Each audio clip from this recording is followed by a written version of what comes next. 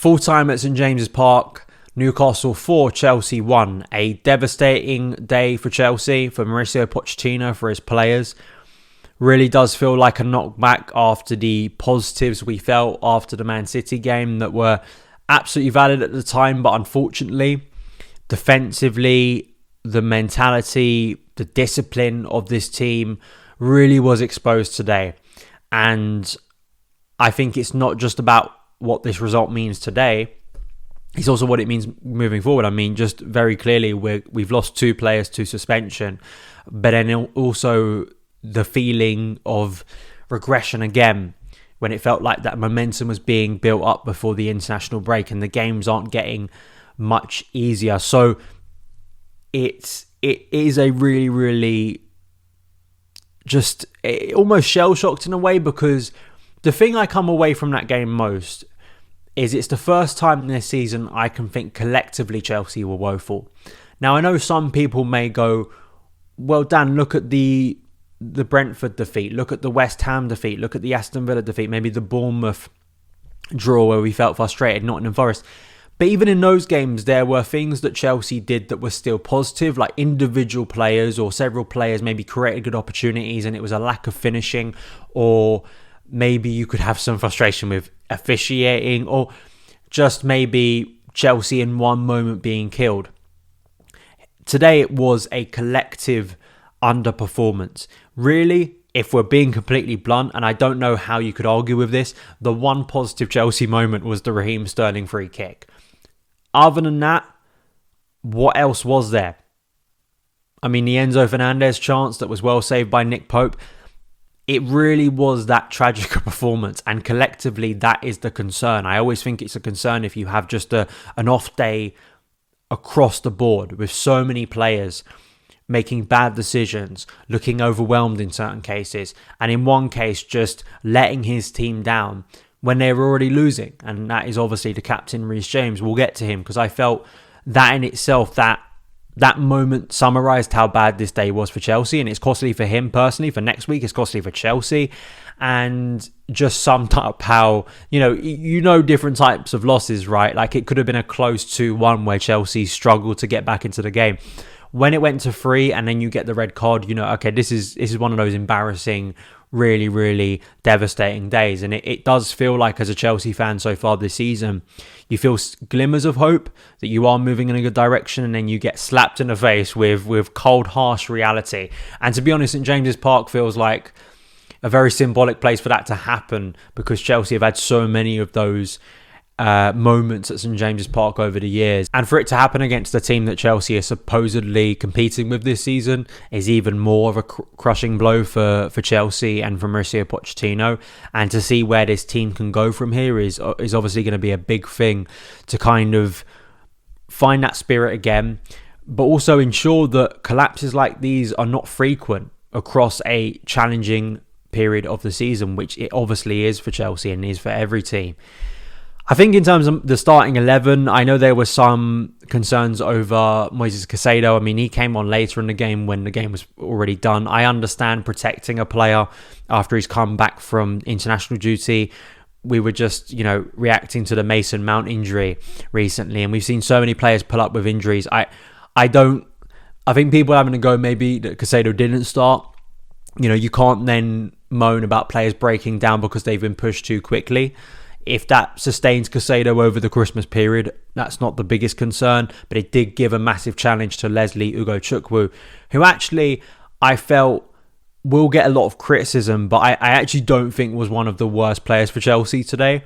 I actually think he at moments added something offensively, but then also tried his best to stay calm throughout the storm. I actually thought more experienced players were to blame today. And actually, when I'm looking at a player with the lack of experience and youthfulness of Ugochukwu, I'm looking at those around him who have competed in like Champions League finals to lead players like that and just show that assurance, which they simply did not. And that's more of a concern to me and more frustrating to me than Ugochukwu, who hasn't played a lot of football for Chelsea, but of course is still learning as a young player, which many of these players are.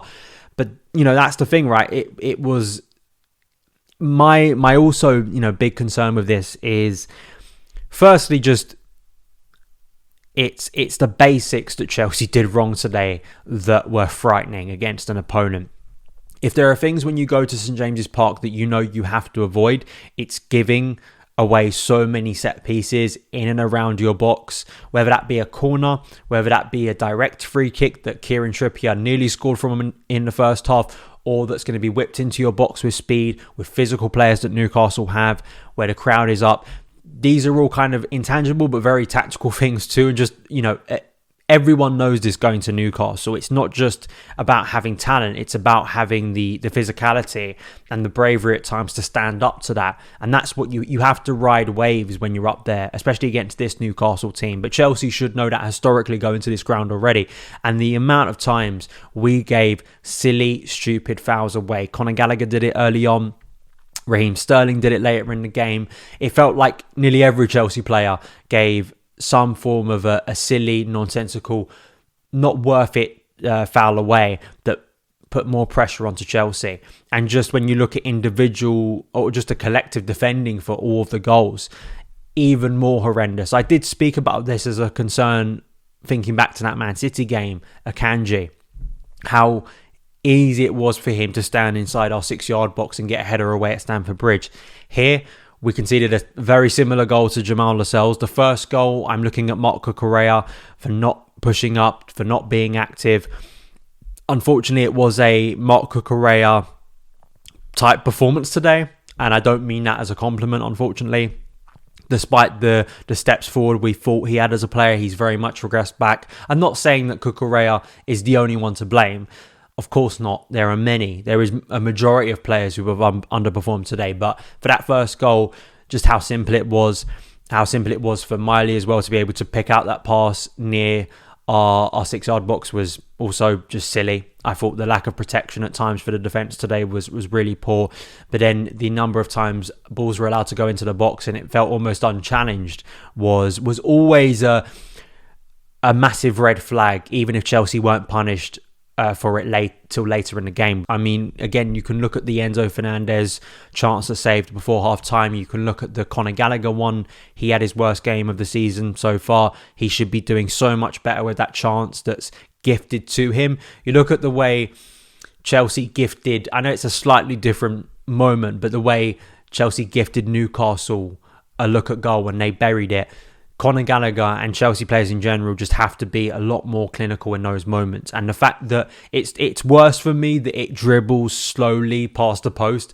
Even if Conor Gallagher smacks it and it hits the post, I'd prefer that than kind of the indecisive, tepid finish, which signals a player with not a lot of confidence, which shouldn't be the case because Conor Gallagher has been, if not Chelsea's best player, one of Chelsea's best players. I mean, Cole Palmer looked completely overwhelmed today. Did not look like anywhere close to the player we have seen in recent weeks. That's not to kind of bury him and kind of have a go at him, but that's the reality of what we saw today. And I think we know with some of these players like Cole Palmer, he's been so brilliant so far. You knew there was going to be a dip sometime. And again, overall, there are bigger concerns today than just Cole Palmer, but from an attacking point of view, although Chelsea scored a brilliant equaliser for Raheem Sterling, there was very else that happened throughout the game that made Chelsea look a threat. And unfortunately, because how exposed we were defensively, the game was done very quickly in that second half. And it comes from a mix of ill-discipline and just shambolic defending. I mean, how much space do you want to give a player like Jamal Lascelles inside the 6-yard box to head that in? And it comes from Chelsea giving away stupid foul after stupid foul, getting petulant yellow cards that you don't need to get, that in one case cost us dearly. Well, actually in two cases, because Marc Cucurella has got a yellow that's going to keep him out of next weekend's game. And I'm sure for some people that's not a negative, but for Pochettino it limits his options, so it is still a negative for me. And then, of course, seconds after that, you want Chelsea to just maybe balance things again, hopefully get a bit of momentum in the second half to maybe claim something from the game. And then the most experienced player on the pitch, I mean, it just symbolised the lack of control that Chelsea had, the lack of any sort of experience or just know-how. And it comes from the oldest player on the pitch just to gift the goal that basically seals the game. Tragic from Thiago, it really was. And I know there are a lot of people who are already trying to rubbish Thiago. I'm going to say this right now. I think he has overall had a good season so far.